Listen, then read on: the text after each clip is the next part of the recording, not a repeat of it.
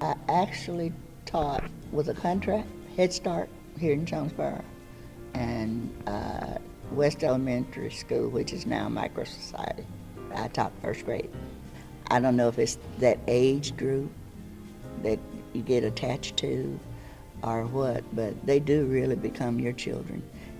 When things happen to them, you're affected, whether it's in that classroom, on that playground, or wherever. You don't want anything to happen to them. You want only what's best for them. And the attachment is there, not only with you, but sometimes they would forget and call me, come up and say, Mama, so-and-so and so, you know. So it's just that kind of relationship.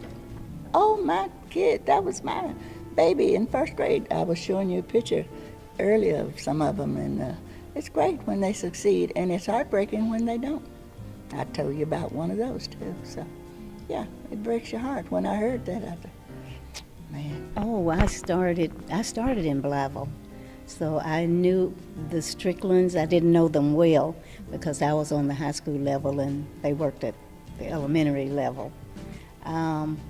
And then I got married and moved to Marianna, and I stayed there a while. And when my husband got a job here at Arkansas State University, we moved to Jonesboro, and I started work at Jonesboro High School, and I left the high school in Jonesboro and went to the kindergarten center as a counselor, and I stayed there until I retired. You know, may I inject something about her, Maxine? I know she loved those kids because she used to give advice to the parents about what they need to do, you know, to help their children, you know, and she would keep up with them throughout the years. And teaching is the one profession you don't know how well you have done until years later. You don't get any rewards until years later when you see them doing well, and especially when you hear them repeat something that you told them and they come back and tell you and say, you know, it didn't make sense then, but I really appreciate it now. Oh, well, as a matter of fact, one of my doctors is one of my students. And he tells me, I'm going to take good care of you, so don't you worry about a thing. And he said, you took care of me, and now I'm going to take care of you. And I thought, oh, I'm glad I was nice to you. Well, she has, I guess it was innate, because she has such a way with children, even the little arm babies, and so did Calvin.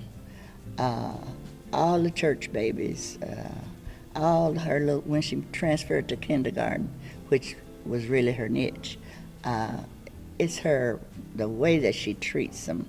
It's something about her that just kind of like a magnet, and it draws them to her. And she just becomes their mom. You know, working from 1974 to 1990, that's a lot of children going through, so.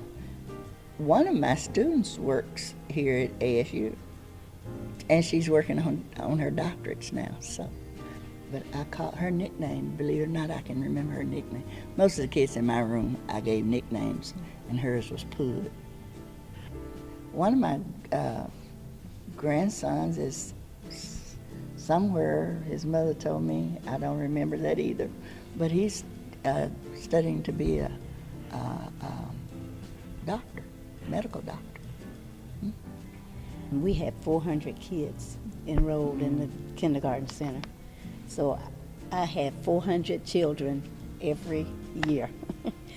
But people tease me now because I have one son who has